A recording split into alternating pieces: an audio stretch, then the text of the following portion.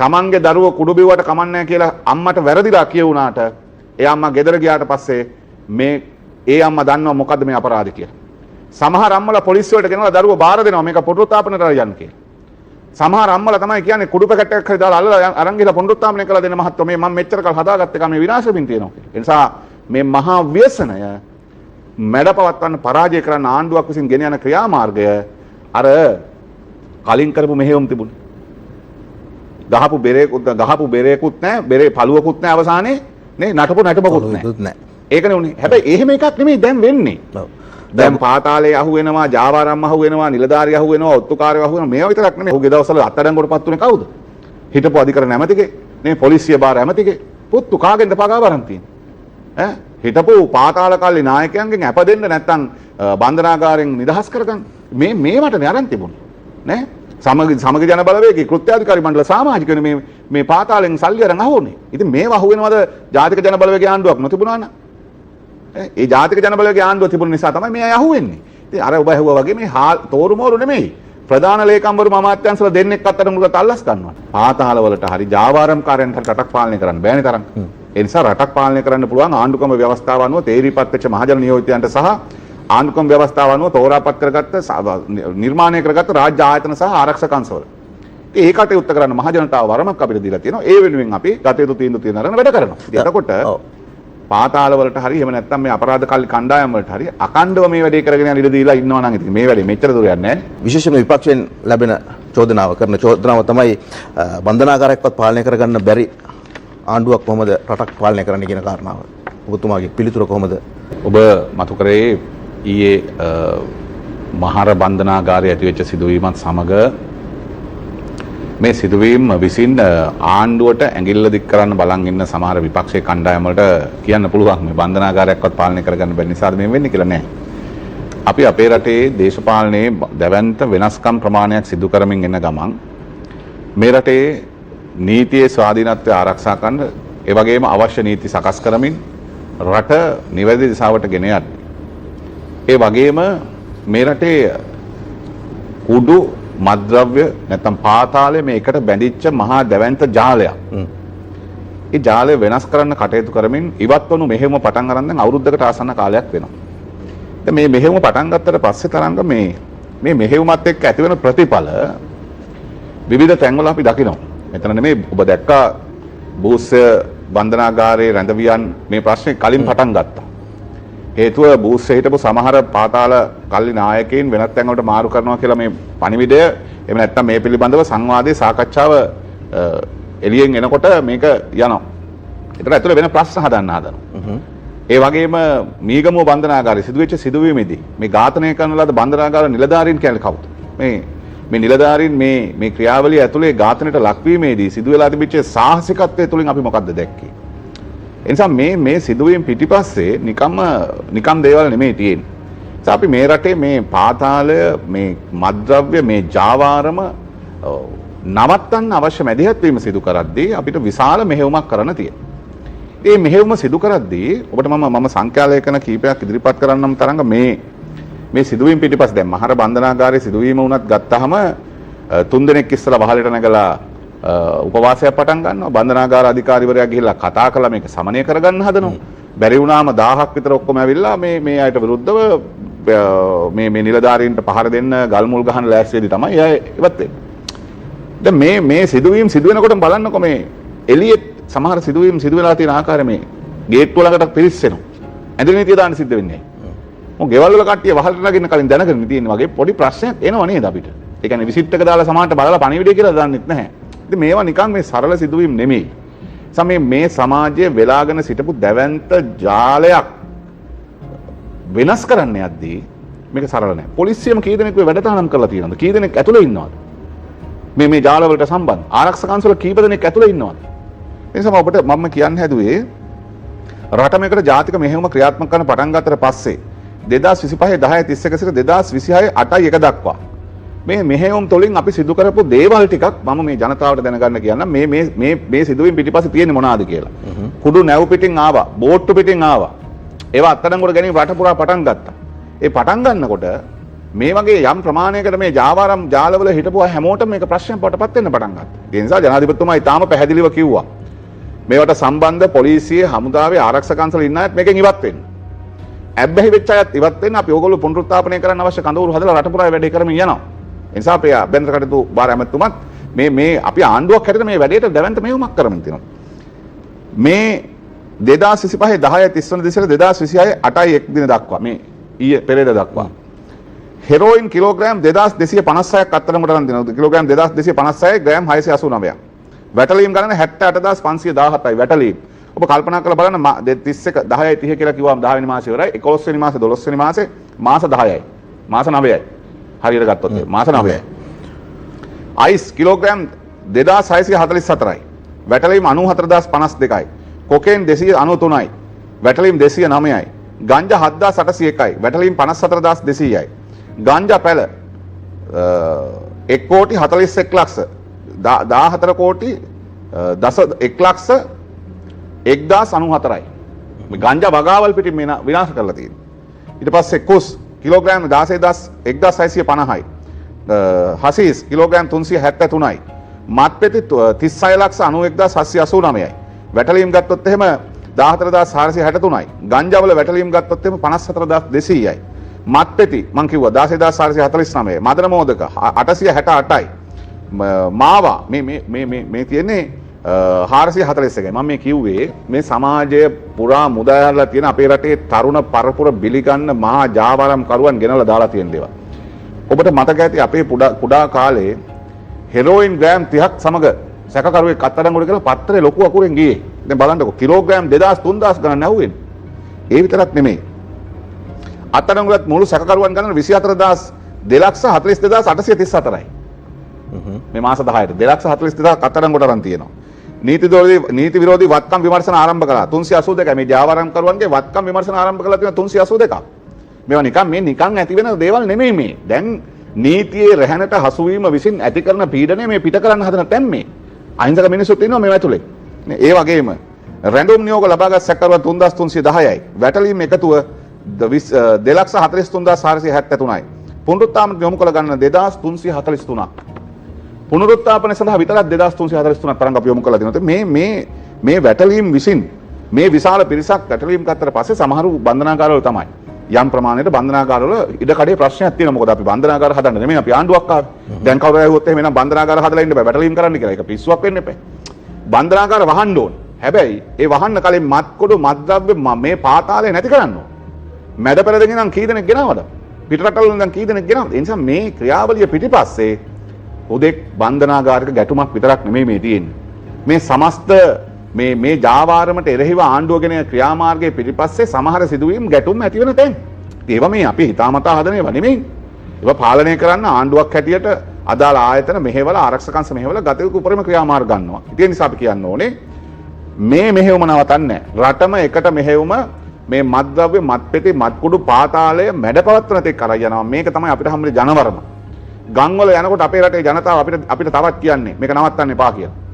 තමන්ගේ දරුවෝ කුඩු බිව්වට කමන්නේ කියලා අම්මට වැරදිලා කියුණාට ඒ අම්මා ගෙදර ගියාට පස්සේ ඒ අම්මා දන්නවා මොකද්ද මේ අපරාධය කියලා.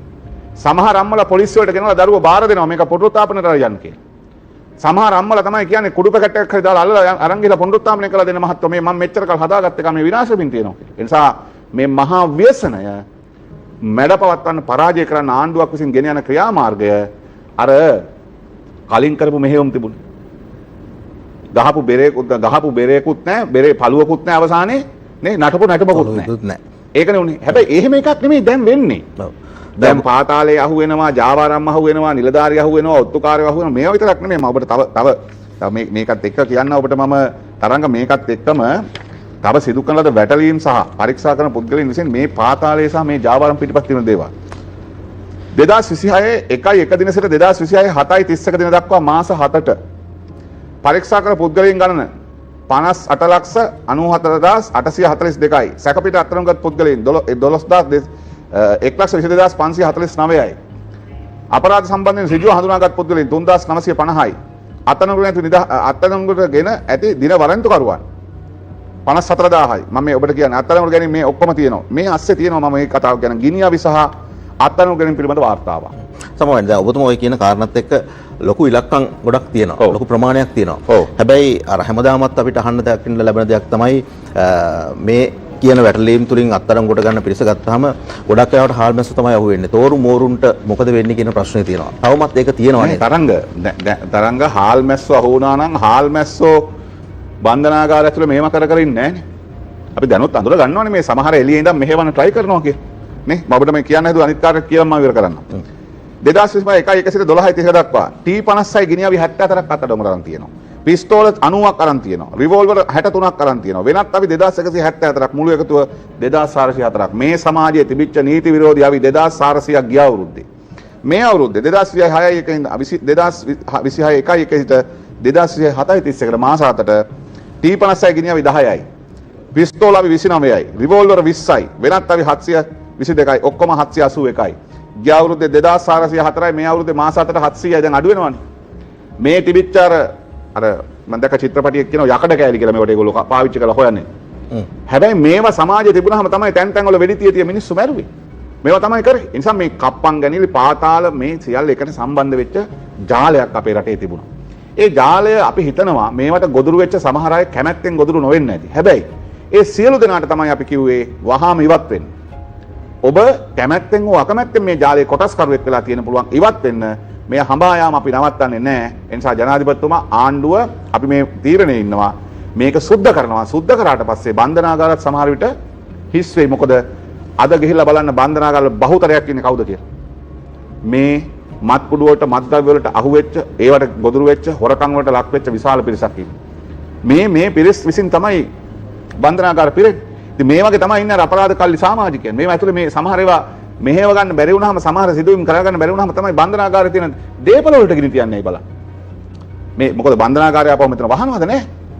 හැබැයි මේ තමන් මේවා ඇතුලේ සමහර සිදුවෙන සිදුවීම් විසින් සමාජයට හෙළිදරව් කරන්න හදනවා බන්ධනාගාරය ඇතුලේ පීඩනයක්. හැබැයි ප්‍රශ්නේ අපි කියන්නේ සමාජයේ තියෙන බරපතල පීඩනයක් නිදහස් කරන්න.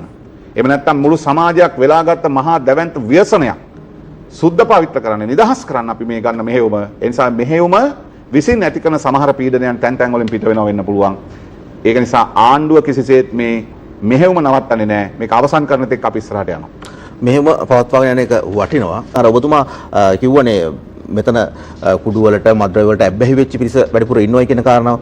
මේ අයට මේ සුළු වැරදි එහෙම නැත්නම් සාමාන්‍ය වැරදිත් එක්ක වැඩි පිරිසක් ඉන්නවයි කියන කාරණාවත් එක්ක මොකක්ද මේක තදබදී අඩු කරගන්න පියවරක් තියෙනවා. මේවට අදාළව විවිධ ආයතන අපේ රටේ තරංග ප්‍රශ්න තියෙන්නේ මේ එක තැනක නෙමෙයි. හැබැයි එහෙම කියලා අපිට රාජ්‍ය සේවකයෝ ඔක්කොම බඳවාගෙන ඉවරලා අපි කුඩු ටික අල්ලමු අපරාධ නවත්තමු කියලා කියන්න බෑ. අපිට රාජ්‍ය සේවයේ බරපතල ප්‍රශ්නයක් තිබුණා. ගොඩක් හිග තියෙන තැන් තිබුණා. ඒ කියන්නේ සේවකයෝ ප්‍රමාණවත් නැහැ. සමහර තැන් වල ඉන්නවා, සමහර තැන් වල ප්‍රමාණවත් නැහැ. ඒකෝර ඒ තැන් වල කාර්යභාරය කිටු කරගෙන යාමේදී විශාල ප්‍රමාදයක් නැති වෙනවා. ඒ ප්‍රමාදයන් වළක්වා ගැනීම සඳහා අපිට විවිධ ක්‍රියාමාර්ග ගන්න වෙනවා. ඒ ආණ්ඩුවක් ලෙස අපි ඒ ක්‍රියාමාර්ග ගනිමින් ඉන්නේ. ඒ නිසා ඒ ක්‍රියාමාර්ග අරගෙන අපි ඒ ක්‍රියාමාර්ග හරහා මේවා කඩිනම් කරලා අපිත් උත්සාහ කරනවා. අපිට ඕනේ නැහැ එකදු කෙනෙක්වත් හිරේ තියන්න. අපිට අවශ්‍ය නැහැ එකම තරුණයෙක්වත් මේ බන්ධනාගාරවල තියන්න නිරපරාධ. හැබැයි මේ අය මේ සමාජයේ මේ ගොදුරු වෙච්ච ව්‍යසනයෙන් මුදවා ගැනීම සඳහා වෙච්ච මෙහෙයුම අපි ඉටු කරන් යද්දී මේ අය මේ සමාජයේ ඒ චේන් වලින් ඒ ජාල වලින් ගලවලා එළියට අරගෙන පුනරුත්ථාපනය කර ගැනීමේ ක්‍රියාවලිය දක්වාම අපි යනවා. අපි සමාජයෙන් ඒ සඳහා වෙච්ච සහාය තමයි අපි සමාජයේ සියලු දෙනාට කිව්වේ අපි එකතු වෙලා මේ වැඩේ කරමු කියලා. ඒ නිසා බන්ධනාගාර ඉඩකාඩ පහසුකම් වල ප්‍රශ්න තියෙන තැන් වලට උත්තර හොයන්න අධිකරණ ඇමතුමත් විවිධ අවස්ථාවල විවිධ සහාය රජයෙන් ඉල්ලලා තියෙනවා. ආණ්ඩුව පැත්තෙන් අවශ්‍ය සියලු සහාය දීලා තියෙනවා. ඒ නිසා අපි ඉදිරියටත් ජනාධිපතිතුමා උපදෙස් දීලා තියෙන මේවා කඩිනම් කරලා මේ අර ඔබ අහනවා වගේ අපිට ටිකක් ඉක්මනින් අප දෙන්න පුළුවන් නම් නඩු කඩේ පරීක්ෂණ දෙපාර්තමේන්තුවේ වාර්තා ඉක්මනට ගෙන්න ගන්න පුළුවන් නම් ඒවට අවශ්‍ය තීන්දුව තියෙන අරගෙන කඩිනම් කරගන්න. මොකද නඩු කටයුතු යන්න පුළුවන්. හැබැයි මේ රිමාන්ඩ් බන්ධනාගාර වල ඉන්න පිරිසක් එළියට දා ගන්න පුළුවන් නම් තියෙන්නේ චෝදනාව ගොනු කරගන්න. ගිය කැබිනට් එකෙත් අර සමහර මේ වගේ බරානුව නඩුව දාන උසාවිය තීරණය වුණානේ. අන්න ඒක පවා අධිකරණ ඇමතුමා ගිය කැබිනට් පත්‍රිකාවක් දාලා එල්ලුවා. ඒක පවා මේ සමහර අධිකරණ වලට එන එක වෙනුවට පහළ අධිකරණ වලින් මේකට නඩු කටයුතු පවනන්න පුළුවන් වෙන විදිහට ඉඩ හැදුවේ නැත්නම් ලොකු නඩු ප්‍රමාණයක් හිරෙනවා. ඒ නිසා අපි හැම පැත්තම හිතමින් තරංග මේක නිදහස් කරගන්න මැදිහත් වෙනවා. මොකද හැබැයි මේ මැදිහත් වීම ඇතුළේ කොයි වෙලාවවත් අපි හිතන්නේ බන්ධනාගාරය ඇතුලේ මේ ඉඩමදි වීම විසින් නෙමෙයි මේ ප්‍රශ්නේ හැදිලා තියෙන්නේ. මේ ජාල කඩලමා මේ ජාල සම්බන්ධතා බිඳමින් ආණ්ඩුව මේ ව්‍යසනය හඳුනාගෙන ඒක පරාජය කරන්න කටයුතු කරනවා. ඒක විසින් තමයි මේක තියෙන්නේ. ඔබ දැක්කනේ පහුගිය දවස්වල අත්අඩංගුවටපත් උනේ කවුද? හිටපු අධිකරණ ඇමතිගේ, නේ පොලිසිය භාර ඇමතිගේ පුතු කාගෙන්ද පගා වරන් තියෙන්නේ? හිටපු පාතාල කල්ලි නායකයන්ගෙන් අප දෙන්න නැත්තම් බන්ධනාගාරයෙන් නිදහස් කරගන්න. මේවටනේ අරන් තිබුණේ. නේ? සමග ජන බලවේගයේ කෘත්‍යාධිකාරී මණ්ඩල සමාජිකයන් මේ පාතාලෙන් සල්ලි අරන් අහුවනේ. ඉතින් මේව අහුවෙනවද ජාතික ජන බලවේගයේ ආණ්ඩුවක් නොතිබුණා නම්? ඒ ජාතික ජන බලවේගයේ ආණ්ඩුව තිබුණ නිසා තමයි මේ අය අහුවෙන්නේ. ඉතින් අර ඔබ ඇහුවා වගේ මේ තෝරු මෝරු නෙමෙයි. ප්‍රධාන ලේකම්වරු අමාත්‍යංශවල දෙන්නෙක් අත්අඩංගුවට අල්ලස් ගන්නවා. ඉතින් ඒ වගේ හැම තැනකම අල්ලස දූෂණය වංචාවට එරෙහිව නීතිය ක්‍රියාත්මක කරන අපි උපරිමයෙන් මැදිහත් වෙන නිසා මේ බන්ධනාගාර ප්‍රශ්නෙත් අපි අඳුනගෙන තියෙනවා. ඒකට කඩිනමින් විසඳුම් හොයන්න ආණ්ඩුවක් හැටියට ගත හැකි සියලු ක්‍රියාමාර්ග ගනිමින් තියෙනවා. මේක දිගින් දිගටම පැවතුනොත් බන්ධනාගාර ආරක්ෂා කරගන්නේ කොහොමද? මේ රටේ තත්ත්වය ආරක්ෂා කරගන්නේ කොහොමද? ඒ සඳහා විශේෂයෙන්ම අභ්‍යන්තර බුද්ධ්‍යාංශයම ක්‍රියාත්මක කරන්නේ බන්ධනාගාර තුල පවා. කොහොමද මේ දේවලුත් එක්ක මේ කටයුතු සිද්ධ වෙන්නේ? මේක තමයි තරංග මං කිව්වේ සමහර කාරණා මේ වාර්තා වෙන්නේ ඔක්කොම මට මෙතන කියන්න බැහැනේ. මේ අපි ඔබ කිව්වා වගේ ජාතික ආරක්ෂාව සම්බන්ධයෙන් බන්ධනාගාර ආරක්ෂාව සම්බන්ධයෙන් අභ්‍යන්තර විස්තර සම්බන්ධයෙන් අපි අපේ රටේ බුද්ධ්‍යංශ ඉතාම සක්‍රිය වැඩ කරනවා. ඒ කියන්නේ ඒ බුද්ධ්‍යංශ අපේ අපරාධ පරීක්ෂණ දෙපාර්තමේන්තුව CID එක SIS එක මේ සියලු අංශ හොඳින් වැඩ කරනවා. ඉතින් අපි මේ හැමෝමත් එක්ක ආණ්ඩුවක් හැටියට මේ රටේ ආරක්ෂාව වෙනුවෙන් ජාතික ආරක්ෂාව වෙනුවෙන් පුරවැසියන්ගේ ආරක්ෂාව වෙනුවෙන් ගත යුතු තීරණ ගන්න නිසා පාතාල වලට හරි ජාවාරම්කාරයන්ට රටක් පාලනය කරන්න බෑනේ තරම්. ඒ නිසා රටක් පාලනය කරන්න පුළුවන් ආණ්ඩුක්‍රම ව්‍යවස්ථාව අනුව තේරීපත් වෙච්ච මහජන නියෝජිතයන්ට සහ ආණ්ඩුක්‍රම ව්‍යවස්ථාව අනුව තෝරාපත් කරගත්ත නිර්මාණය කරගත්ත රාජ්‍ය ආයතන සහ ආරක්ෂක අංශවල. ඉතින් ඒ කටයුත්ත කරන්න මහජනතාව වරමක් අපිට දීලා තියෙනවා. ඒ වෙනුවෙන් අපි ගත යුතු තීරණ අරගෙන වැඩ කරනවා. ඉතින් එතකොට පාතාල වලට හරි එහෙම නැත්නම් මේ අපරාධ කල්ලි කණ්ඩායම් වලට හරි අකණ්ඩව මේ වැඩේ කරගෙන යන ඉඩ දීලා ඉන්නවා නම් ඉතින් මේ වැඩේ මෙච්චර දුර යන්නේ නැහැ නේ. අපි ඇවිල්ලා අවුරුදු එකමාර අමතක කරන්නත් හොඳ නැහැ සමාජයේ. ඔව් ඒක හරි. දැන් පළවෙනි සිද්ධියෙන් පස්සේ මහර සිද්ධිය සිදු වෙනවා කියන කාරණාවට තොරතුරු ලැබුණේ නැද්ද? ඇයි එවැනි තත්ත්වයක් ඇති වෙන තැනකටපත් වෙන්නේ? ওই කාරණාවට ඔබට ඒකයි මම කිව්වේ දැන් සමහර සිදුවීම් පිළිබඳව වාර්තා වෙලා තියෙනවා නම් අපි ඒව නවත්ත ගන්න කටයුතු කරනවා. එහෙම නැතුව නෙමෙයි. එතකොට සමහර සිදුවීම් පිළිබඳව වාර්තා විතරක් නෙමෙයි බරපතල අපරාධ කල්ලි සමාජිකයන් පිරිසක් අපි සමහර තැන් වලින් අයින් කරලා වැලිසර අලුත් බන්ධනාගාර කොටසක් හදලා තියෙනවා. අනාගත අපේ හමුදාව විසින් තමයි බලන්නේ. ඒවා උන්නේ නැහැ නේ මීට කලින්. ඒ අය දුරකථනද දැක්කනේ අර මීගබුවේ තිබිච්ච පිහි කැටි කොහෙන්ද ඔය ඇතුළට? ඒ වගේ මේක ඇතුළේ ඉතින් නිලධාරීනුත් මේක ඉතාම හොඳින් අධ්‍යයනය කරමින් තමයි අපි හිතනවා යන්නේ දැන්. ඒ නිසා අපි ඔක්කොම එකතු වෙන්න ඕනේ. ඒ නිසා අපි හිතනවා මේ මහර සිද්ධියත් අපිට සිදුවීමක් ලෙස වාර්තා වෙන පළවෙනි මොහොතේම මැදිහත් වෙනවා. ප්‍රදේශයේ ඇඳ නීතිය දාලා එළියට මේ බාහිරින් සිද්ධ වෙන බලපෑම් නවත්තලා අභ්‍යන්තරට අවශ්‍ය මැදිහත් වීම කරලා පාලනය කරනවා. ඉතින් මේ දැන් මේ අභ්‍යන්තර ගැටුමෙන් මේ එක්කෙනෙක් මියන්නේ නැතු මේ වෙන විදිහකින් නෙමෙයි. එතකොට ඔබ හිතන්න මේ අභ්‍යන්තර ගැටුම් හටගන්නේ ඇයි? නිකම්ම නෙමෙයි. මේවා පිටිපස්සෙත් යම් දේවල් තියෙනවා. ඒවා ඉස්සරහට තව හෙළිදරව් වෙයි. දැන් ආණ්ඩුවට එරෙහිව තවත් වෙන එක විරෝධතාවයක් තමයි විශේෂයෙන්ම මිනිස්සුකරුන්ගේ විශ්‍රාම දීර්ඝ කිරීම කියන වගේ කාරණාවක්. මේ වගේ දේවල් වලටත් උත්තරයක් අපි මේ වගේ කතා බහකදී බලාපොරොත්තු වෙනවා විශේෂයෙන්ම. අපි ජාතික ජන බලවේගයේ ආණ්ඩුවට ජනවරම ලැබෙනකොට අපි ඉදිරිපත් කරපු අපේ තිබුණා ප්‍රතිපත්ති ප්‍රකාශයක්. මම ඔබට පෙන්නන්නම් නීතිමය මත පාලනය වෙන සම ප්‍රවේශී අධිකරණ පද්ධතියක්. මෙතේ මම ඔබට කියන්නේ මම මේ කොපියක් ගෙනා මේක කියන්නේ මේ සම ප්‍රවේශී අධිකරණ පද්ධතියක් මේ තියෙන. එතකොට මේ කටයුත්ත නිකන් කරන්න බෑනේ. මේ කටයුත්ත කරන්න යනකොට එකක් නෙමෙයි තරංග අපි කරමින් තියෙන්නේ. දැන් මේ අධිකරණ විනිශ්චයකාරවරුන්ගේ විශ්‍රාම වයස කියන්නේ මේකේ පොඩි එකක්. මේක මේ අපි මේ කරලා තියෙන අධිකරණ පද්ධතිය ඇතුලේ කරලා තියෙන මහා දැවැන්ත ක්‍රියාකාරකම් ටික ගත්තොත් මේ අවුරුදු එකමාර ඇතුලේ මේක පොඩි එකක්. මේක පොඩි එකක් විතර නෙමෙයි අපි අධිකරණ පද්ධතිය වේගවත් කරන්න කාර්යක්ෂම කරන්න නේ මේ නඩු ඉඩම් නඩුවක් අදාවොත් සීල් කියලා කිව්ව හැකි අවුරුදු 10ක ගියා යනවනේ තරංග. මේ ඉඩම් නඩුවකට කියන්නේ ඉඩම් නඩුවක් වගේ කියලා නේ. ආන්න කියන්නේ ඉඩම් නඩුවක් වගේ කියලා තරංග. ඉතින් ඒ නිසා මේ தত্ত্বය වෙනස් කිරීම වෙනුවෙන් අපි මේ ප්‍රතිපත්ති ප්‍රකාශ ඉදිරිපත් කරද්දී අපි ඉතාම පැහැදිලිව කිව්වා. මම මේ කියන්න මුලින් අපි මේ පූර්විකාව අධිකරණය මගින් ස්වාධීන වහා කාර්යක්ෂම යුක්තිය පසඳ වීම මෙන්ම මහජනයාට ඒ ක්‍රියාවලිය පිළිබඳ ඇති විශ්වාසය නීතිය ආධිපත්‍ය ස්ථාපිත කිරීමේ ඉලහා අතිශය වැදගත් වේ. නමුත් අද ලංකාවේ මෙම ක්‍රියාවලිය අධික මිල සහිත මහජනතාවගෙන් ඈත් වූ සහ ජනතා විශ්වාසයේ පළුදූවකි. ස්වාධීන කාර්යක්ෂම විනිවිදභාවයෙන් යුත් හා මහ ජනතාවට දැරිය හැකි අධිකරණ පද්ධතියක් ඇති කිරීමෙන් ඒ පිළිබඳව බිඳී ගිය ජනතා විශ්වාසය නැවත ගොඩනැගීමට ජාතික ජනබලවේගය අපේක්ෂා කරයි. දැන් මේක කියලා නිකන් හිටියේ නෑ. අපි කිව්වා අලුත් අධිකරණ හදනවා කියලා. දැන් මේ කවුරුවත් කියනවාද මේකට අදාළව මහා අධිකරණ කීයක් අපි මේ මාස 12ට 17ට හැදුවද කියලා? කීයක් හැදුවද ඔබතුමාලා අතට? 7ක් හදලා තියෙනවා. නඩු අහනවා. දඬුවම් ලැබෙනවා. කට්ටිය ඇතුළට යනවා.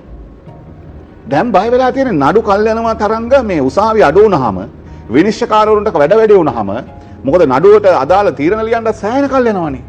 හැබැයි උසාවි වැඩි වුණාම විනිශ්චයකාරවරු වැඩි වුණාම නඩු වැඩිපුර ඇහෙනවා, තීරණ ඉක්මනට එනවා, නඩු ඉක්මනට ඉවර වෙනවා. දැන් මේකට අකමැති කට්ටියක් ඉන්නවා. මම හිතන්නේ නීතිඥ ප්‍රජාගුණත් මේ බහුතරයක් මේකේ යථාර්ථය දන්නවා. එතකොට දැන් මේ පිළිබඳව කතා බහ එනකොට අපි ඊටාම පැහැදිලිව අපි කියන්නේ අපි අධිකරණ පද්ධතිය තුල ප්‍රගතිශීලී වගේම අත්‍යවශ්‍ය වෙනස්කම් කරනවා කියන කාරණේ කියලා තියෙනවා. ඒ කියන්නේ මේ නඩුව අහන්න අපි යනවා කියන එක නෙමෙයිනේ. අපි කියලා තියෙන්නේ අධිකරණේ කාර්යක්ෂම කරන්න ජනතාවට විශ්වාසය දිනාගත්ත ජනතාවට දැරිය හැකි පිළිලා තියෙන 32යි ට්‍රේනින් 34යි ට්‍රේනින් වෙන්නේ. 52ක් බඳව ගන්නවා. ඉතින් මදි. එතකොට මේ ප්‍රශ්නේ මම ඊටාම කෙටියෙන් කිව්වොත් මෙන්න මෙහෙම. අපි දැන් යෝජනා කරලා තියෙනවා අධිකරණයේ විනිශ්චයකාරවරුන්ගේ විශ්‍රාම වයස අවුරුදු 2කින් වැඩි කරන්න. දැන් මේක විපක්ෂයේ ඉස්සල්ලාම ගත්තම ඉන්න අපේ අග්‍රවිනිශ්චයකාරතුමාගේ සේවා කාලය දීර්ඝ කරන්න තමයි මේ හදන්නේ කියලා. නෑ. ඔක්කොගෙම. ඉහළ අධිකරණ වලත් පහළ අධිකරණ වලත් ඔක්කොගෙම අවුරුදු 2කින් වැඩි කරනවා. එතකොට අපිට මේ ප්‍රශ්න එනකොට ආවේ ආණ්ඩුක්‍රම ව්‍යවස්ථාව. ඔබට මම මේක පෙන්නන්න. ආණ්ඩුක්‍රම ව්‍යවස්ථාවේ තමයි තියෙන්නේ තරංග ආණ්ඩුක්‍රම ව්‍යවස්ථාවේ ශ්‍රේෂ්ඨාධිකරණය පිළිබඳ අධිකරණයේ ස්වාධීනත්වය පිළිබඳ වගන්තිය තියෙන 107 වගන්තිය යටතේ 107 ගෙවුවම් 5 වෙනි ශ්‍රේණිය. ශ්‍රේෂ්ඨාධිකරණයේ විනිශ්චයකාරවරුන්ගේ විශ්‍රාමයට ගත යුතු වයස අවුරුදු 65 වන අතර අභියාචනාධිකරණයේ විනිශ්චයකාරවරුන්ගේ විශ්‍රාම ගත යුතු වයස අවුරුදු 63 වන්නේය. දැන් මේක තියෙන ආණ්ඩුක්‍රම ව්‍යවස්ථාවේ. ඒතකොට දැන් ආණ්ඩුක්‍රම ව්‍යවස්ථාවක් සංශෝධනය කරන්න පුළුවන් කාටද? පාර්ලිමේන්තුවේ. එතකොට මේට අමතරව අපි මේක කරන්න හදනවා ශ්‍රේෂ්ඨාධිකරණයේ විනිශ්චයකාරවරුන්ගේ වයස අවුරුදු 2කින් වැඩි කරන්න, අභියාචනාධිකරණයේ විනිශ්චයකාරවරුන්ගේ වයස 2කින් වැඩි කරන්න, මහා අධිකරණ විනිශ්චයකාරවරු, දිස්ත්‍රික් අධිකරණ විනිශ්චයකාරවරු, මහේස්ත්‍රාත් අධිකරණ විනිශ්චයකාරවරු කියන සියලු අධිකරණ විනිශ්චයකාරවරුන්ගේ වයස අවුරුදු 2කින් වැඩි කරන්න. ඔව් දැන් මේ නඩු කටයුතු ඉක්මන් කරන්න ඔය කටයුතු කරන්න විශ්‍රාම ගැනීම දීර්ඝ කරන්නේ නැතුව වෙන විකල්පයක් ඇත්තම නැද්ද? නෑ මං කියන්නේ ඒක තමයි. දැන් විශ්‍රාම ගැනීම දීර්ඝ කිරීම මොකද්ද ප්‍රශ්නේ? 1978 ඉඳන් ආණ්ඩුක්‍රම ව්‍යවස්ථාව වෙනස් කරලා තියෙන 21 වෙනි වතාවක්. 20 වෙනි ආණ්ඩුක්‍රම ව්‍යවස්ථාව වෙනස් කරලා ශ්‍රේෂ්ඨාධිකරණයත් අභියාචනාධිකරණයත් විනිශ්චයකාරවරු වැඩි කරගත්තා. ඒ වෙලාවේ මේක කරන්න තිබ්බා. කරේ නැහැ. අපි දැනුත් මේක විතරක් නෙමෙයි, වයස වැඩි කරන විතරක් නෙමෙයි, විනිශ්චයකාරවරුත් වැඩි කරන තරංග. අපි ශ්‍රේෂ්ඨාධිකරණයේ විනිශ්චයකාරවරුන්ගේ සංඛ්‍යාව 24 දක්වා වැඩි කරනවා. ඒ කියන්නේ උපරිමයේ 24ක් ඉන්න පුළුවන්. ඊට පස්සේ අභියාචනාධිකරණයේ විනිශ්චයකාරවරු වැඩි කරනවා. ඊට පස්සේ මහාධිකරණ විනිශ්චයකාරවරු 120ක් දක්වා. දැන් මේ තියෙන ප්‍රමාණය දැන් 90ටත් අඩු ඉන්නවා. 120ක් දක්වා මේක වැඩි කරනවා. ඒ වගේම මේ සියලු විනිශ්චයකාරවරුන්ගේ ප්‍රමාණයන් අපි වැඩි කරනවා. ඒ වැඩි කරන්නේ ඇයි? අපි අර අලුතෙන් හදන මහාධිකරණ, එතකොට අලුතෙන් හැදෙන ඒ ශ්‍රේෂ්ඨාධිකරණයේ ගොඩ ගැහිලා තියෙන නඩු ප්‍රමාණය අහන්න පුළුවන්. එතකොට වැඩිපුර විනිශ්චයකාරවරුන්ට නඩු අහන්න පුළුවන්කම තියෙනවා. ඊට පස්සේ අභියාචනාධිකරණයට සමහර අභියාචනාධිකරණ නඩු විශාල ප්‍රමාණයක් තියෙනවා, අපීල් කරන නඩු ඒවා අහන්න පුළුවන්. අභියාචනාධිකරණ විනිශ්චයකාරවරු වැඩි කරනවා. ඉතින් මේ සියලු ශේෂ්ත්‍ර වලට අපි විනිශ්චයකාරවරු වැඩි කරනවා. ඒ විතරක් නෙමෙයි. අපි මේ දෙක වැඩි කරන ගමන්ම දැන් තිබුණනේ ශ්‍රේෂ්ඨාධිකරණයේ අග්‍රවිනිශ්චයකාරවරයා ඇතුළු ශ්‍රේෂ්ඨාධිකරණ විනිශ්චයකාරවරුන්ගේ වයස 65 කියලා කිව්වනේ. මේක 67 වෙනවා. ඒතර අපි මේ පිළිබඳ සාකච්ඡාවක ඉන්නවා. 67 විතරක් නෙමෙයි. උපරිම ශ්‍රේෂ්ඨ අග්‍රවිනිශ්චයකාරවරයෙකුට සේවා ධූරයේ දැරිය හැකි කාලය වසර 6ක් දක්වා වගේ ප්‍රමාණයකට සීමා වෙන්න ඕනේ. ඒ කියන්නේ ඔහුට වසර 6 හෝ 67 කියන කලින් එන දවසේ ඔහුව එතනින් විශ්‍රාම ගන්න පුළුවන්. ඒ කියන්නේ අග්‍රවිනිශ්චයකාර ධූරයේ දැරීමේ සීමා කරනවා අපි. එතනටත් අපි මේක සාකච්ඡා කරනවා. මොකද මේ අපි කාටවත් ෆේවර් කරලා නෙමෙයි මේක කරන්නේ. ආණ්ඩුක්‍රම ව්‍යවස්ථාව සංශෝධනය නොකර ශ්‍රේෂ්ඨාධිකරණයේ අභියාචනාධිකරණයේ විනිශ්චයකාරවරුන්ගේ විශ්‍රාම යන වයස දික් කරන්න බෑ. හැබැයි අධිකරණ සේවා පනත අනුව මහාධිකරණ, දිස්ත්‍රික් අධිකරණ, මහේස්ත්‍රාත් අධිකරණ වල විනිශ්චයකාරවරුන්ගේ වයස රාජ්‍ය සේවයේ විශ්‍රාම වයස වැඩි වෙනවත් එක්කම වැඩි වෙලා තියෙනවා. 55 ඉඳන් 60 දක්වා ඇවිල්ලා තියෙනවා මේගොල්ලෝ. එතකොට 60 ඒක නිසා අපි මේ යෝජනා කරලා තියෙන්නේ සියලු අධිකරණවල විනිශ්චයකාරවරුන්ගේ වයස 67, 65, 63, 62. ශ්‍රේෂ්ඨ අධිකරණයේ 67යි, අභියාචන අධිකරණයේ 65යි, මහා අධිකරණවල 63යි.